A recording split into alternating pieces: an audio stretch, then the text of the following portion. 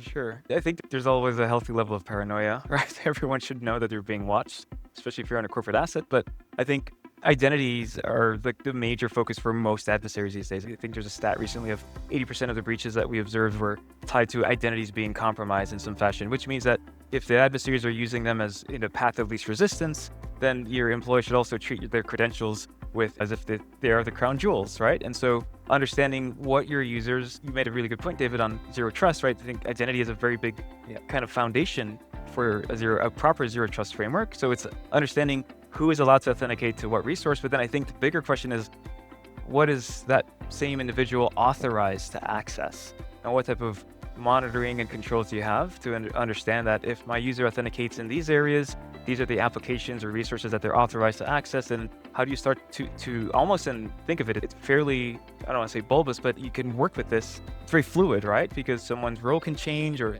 there could be exceptions that are needed to ensure the business is enabled versus you're inhibiting the business. And so I think it's understanding authentication, understanding authorization, understanding what data is out there, and then mapping that into a good framework that allows you to then identify outliers faster and then enforce on those.